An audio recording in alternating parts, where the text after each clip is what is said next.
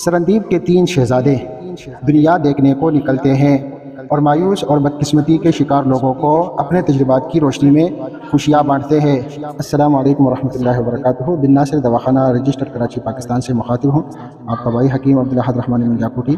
آج شہزادوں کی 2 کہانیاں آپ کے سامنے بیان کریں گے اور شہزادوں کی یہ 2 کہانیاں آپ کی زندگی بدل سکتی ہے۔ یہ سرندیپی شہزادوں کی کہانی ہے۔ اس کہانی کو سمجھنے کے لیے مثبت توقعات کے اصول کو سمجھنا ضروری ہے۔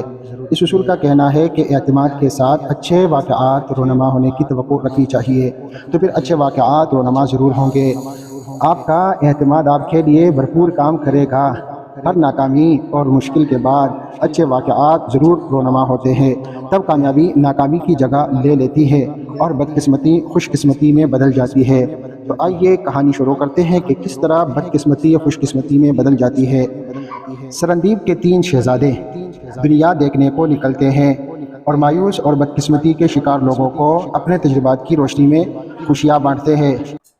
تو وہ جس جگہ بھی جاتے ہیں پہلے تو خاصی الجھنوں میں پھنس جاتے ہیں، آخر کار وہ کامیابی اور خوشی کو دریافت کر لیتے ہیں۔ اس چیز کو دریافت کر لیتے ہیں، کامیابی اور خوشی کو، اور ساری دنیا اس کے پیچھے لگی ہوئی ہے۔ تو آئیے دیکھتے ہیں کہ ایک موقع پر جب شہزادے اس جگہ جاتے ہیں جہاں کی زمین ایک حادثے کے باعث برباد ہو چکی ہوتی ہے، اس زمین کا مالک ایک کسان ہوتا ہے۔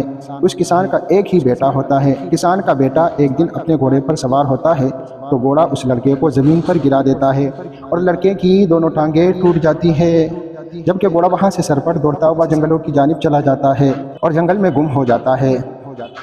اس واقعے سے کسان بہت زیادہ غمزدہ ہو جاتا ہے، لیکن تینوں شہزادے اسے دلاسا دیتے ہیں کہ اسے پریشان ہونے کی ضرورت نہیں ہے، جلد ہی سب کچھ ٹھیک ہو جائے گا۔ اور ان دنوں کسان کے ملک میں جنگ ہو رہی تھی۔ دوسرے دن اس کسان کے پاس بادشاہ کے فوجی آ گئے۔ وہ فوجی ملک کے نوجوانوں کو جنگ کے لیے زبردستی بھرتی کر رہے تھے، لیکن جب انہیں معلوم ہوا کہ کسان کے بیٹے کی دونوں ٹانگیں تو ٹوٹی ہوئی ہیں تو انہوں نے اس کو بیکار سمجھ کر چھوڑ دیا۔ دوسرے دن بادشاہ کے فوجی پھر کسان کے پاس آئے۔ انہوں نے کسان سے کہا، تم اپنا گھوڑا بادشاہ کی فوج کے لیے دے دو۔ کسان نے بتایا کہ اس کا گھوڑا گم ہو گیا ہے اور فوجی واپس چلے گئے۔ جنگ زوروں پر تھی، ہزاروں نوجوان اور گھوڑے جنگ میں ہلاک ہو رہے تھے۔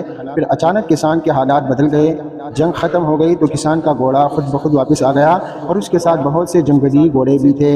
اس کے بیٹے کی ٹانگیں بھی علاج کے بعد صحیح سلامت ہو گئی تھی۔ اب کسان کے مشکل دن گزر گئے تھے اور وہ خوشباش ہو گیا تھا۔ اس کی بدقسمتی خوش قسمتی میں بدل گئی تھی۔ ذی وقار سامعین و ناظرین، اس طرح اگر بہتر توقع رکھی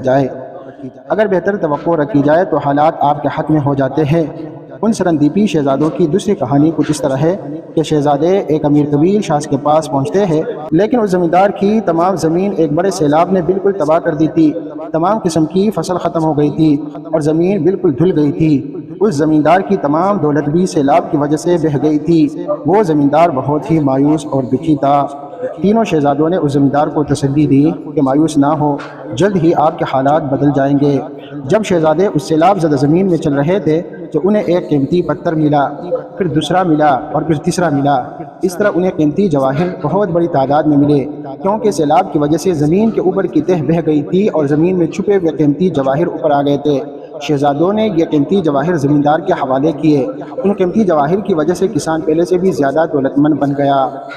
ذی وقار سامعین و ناظرین، ہر کام میں سرندیپ کے شہزادوں کی کہانی کو تلاش کرنا چاہیے، اور سرندیپی شہزادوں کی کہانی کو سمجھنے کے لیے مثبت توقعات کے اصول کو سمجھنا ضروری ہے۔ اس اصول کا کہنا ہے کہ اعتماد کے ساتھ اچھے واقعات رونما ہونے کی توقع رکھنی چاہیے، تو پھر اچھے واقعات رونما ضرور ہوں گے۔